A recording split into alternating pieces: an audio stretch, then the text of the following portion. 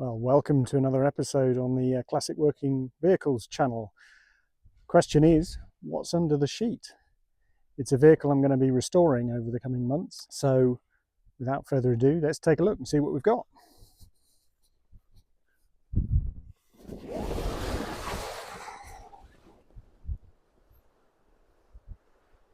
So what's the story? Well, it's another Unimog 421. In fact, very similar specification to the green one on my left. This was one that has been in the UK since it was new. Not sure of its history in terms of who it worked for or what it did, but I'm going to be restoring this over the coming months.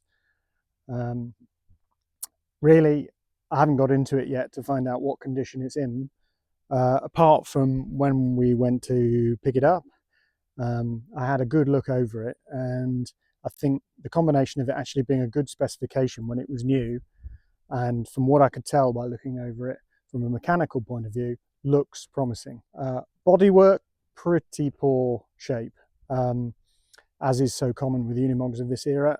One of the things they're very good at doing is rusting, and sure enough, this one has a badly rusted cab, but it's all repairable.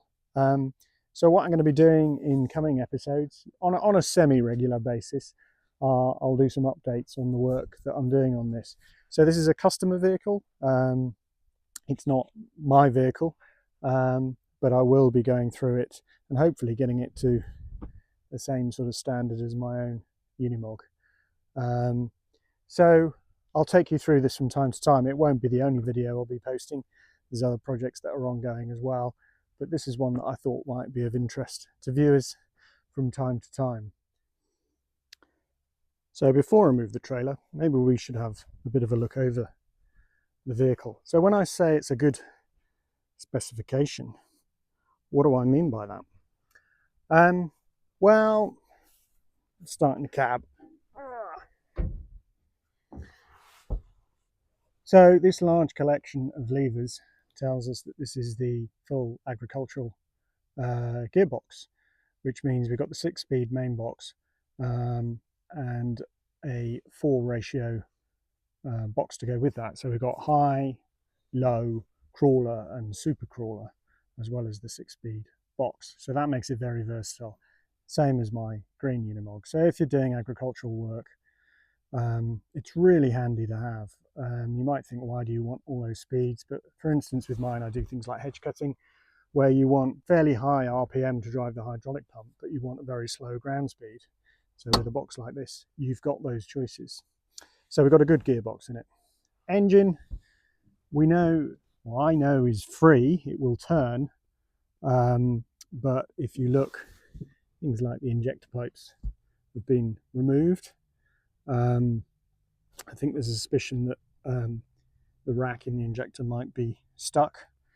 So we're going to have to look at that carefully and see what can be done with the engine.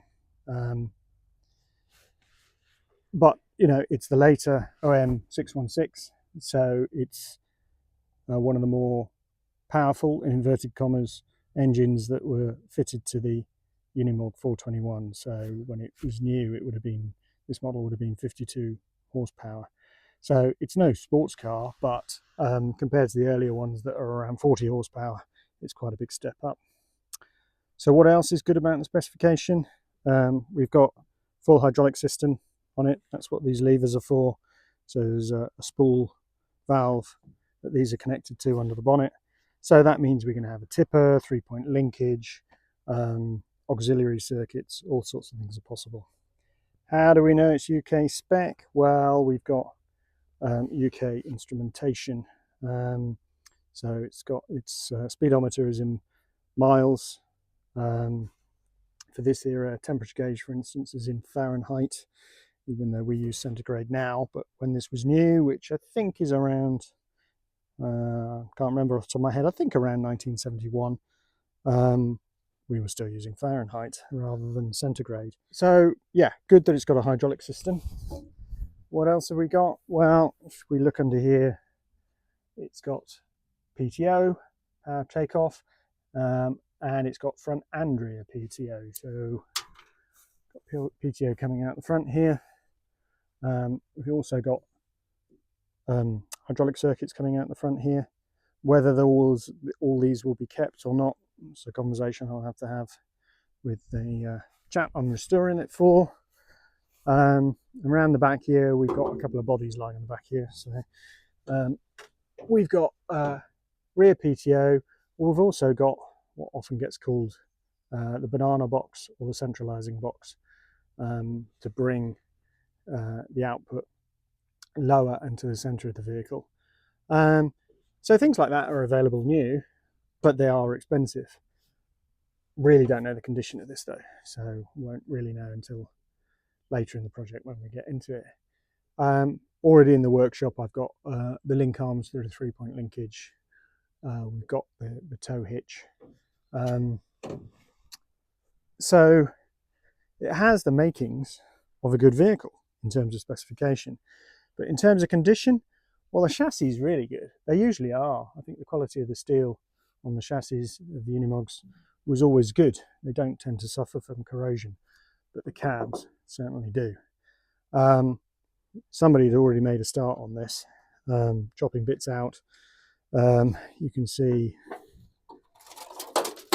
there you are, I poked my finger through it. So the cab is going to need a lot of work. So one of the first jobs actually will be removing the cab from the vehicle, stripping it down, getting it sandblasted and starting to see what we've got. But the cab on mine, on the green one, was in a similar condition. I wasn't making YouTube videos really when I restored this one, so I didn't. That process isn't shown on my channel, but it will be for this one from time to time. It's a soft top. It's a soft top cab. So we've got the frame, we've got the rollover bar as well. We've even got the old hood actually, but that will need replacing. It's got the wider 11-inch wheels, which we can fit a decent range. There's a decent range of agricultural tyres that can go on this. It's got an air system, although the air tank clearly has seen better days. But hopefully got the makings of, I think, a good Unimog. But it's going to take time. It's going to take time and money to sort it all out. Fortunately with these, most parts are available. But for many of the parts, particularly the mechanical side, can probably be restored rather than replaced. That's certainly the plan.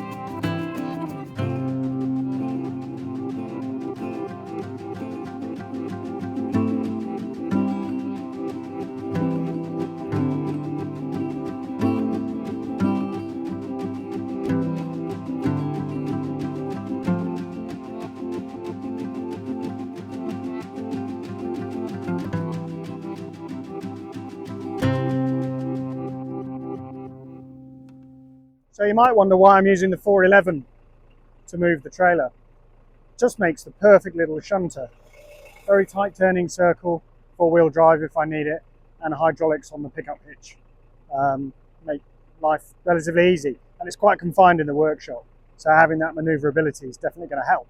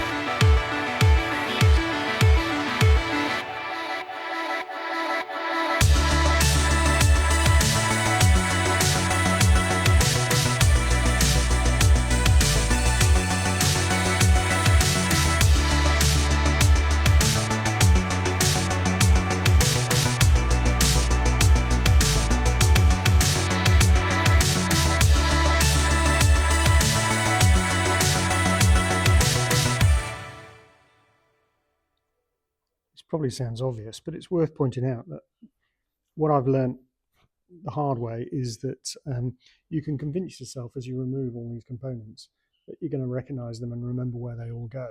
In my experience, you never do. So I'm in the habit now of bagging parts that are related to each other. So we've got headlight fittings, front wing mounts, things of this sort, labeling them all, unless they're really obvious, but certainly bagging related items and then boxing them all up, because it could be many months before you're actually reassembling things, and I might recognize 90% of it, but some of it I will forget. So if I've labeled them in this way, there's a much better chance I can work out where things fit.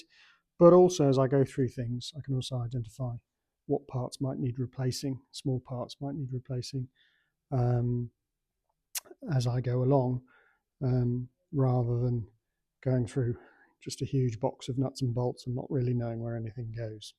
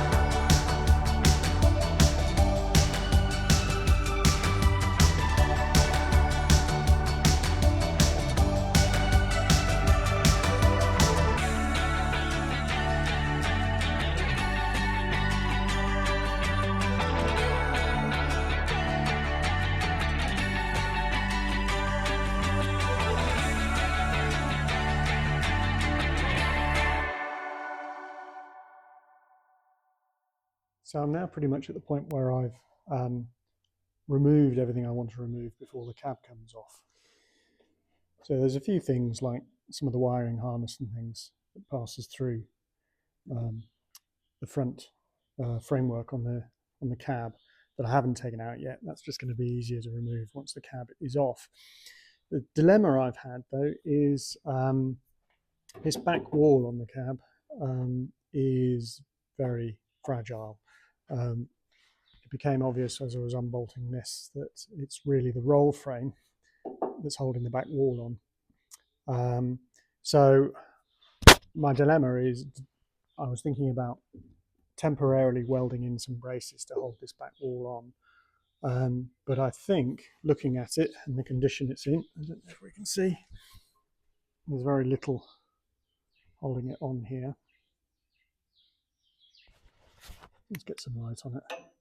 Yeah, you can probably see there's very little holding it on here. And I would say it's probably even weaker on the other side over here. So I think I've reached the conclusion that I'm going to remove the roll frame and I'm going to remove the back wall. Might take a little bit of angle grinding where the last little bits of steel are holding it on, or it might just fall off. I don't know yet. Normally I would brace something like this to be able to keep all the dimensions the same, but I've checked the door apertures and they're not quite right anyway. On that side things have definitely shifted, things have moved. The other advantage I suppose I've got is that I've got my own 421. I've got another customer's in here and there's actually another one out in the yard. So I've got plenty of cabs I can take dimensions off to get this back right in the right position. Why do I want to take it off altogether? Well, I think I'm going to have to do so much repair work in this corner that trying to work around it rather than have this out of the way and be able to get good access to where the repair needs to go. Trying to work around it, I just think it's going to be really awkward. I think I'll end up doing a better job, a more solid job, and just as accurate in the end if I take this back wall off. So that's the next job really, is removing this roll frame.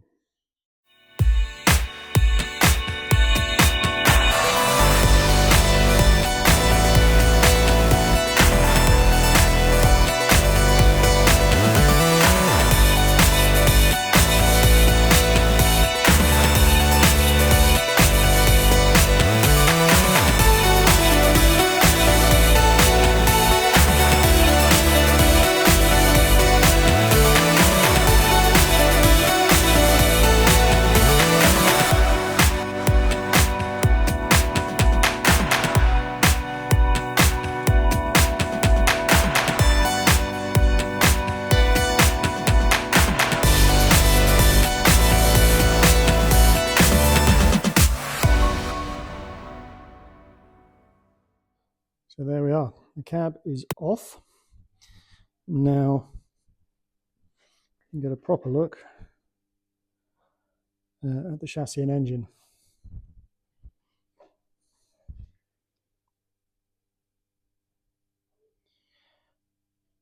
What was very obvious when I had a look is that the cover to the injector pump has been off. And if you look here, look, it's been quite abused. It's bent. See if I can find a torch. Yeah, so you can probably see this lever here is all the way over. You can see a polished part where it should be sat. This one's been bent. The pin on this one is jumped out altogether. So it was either seized and then has been forced, or it got bent in some way, but the cover is missing as well. So the injector pump, I'm sure, will need a full overhaul. But before we do that, we need to check over the engine, see if it's got decent compression, those sorts of things, before we start spending lots of money on this particular engine, in case we need to find a different one. Anyway, there we are. So we now have a dismantled Unimog 421. Lots of work to do, as you can see, and in a future episode we'll start to take the engine out and have a look at it. But until then, thanks for watching. See you in the next one.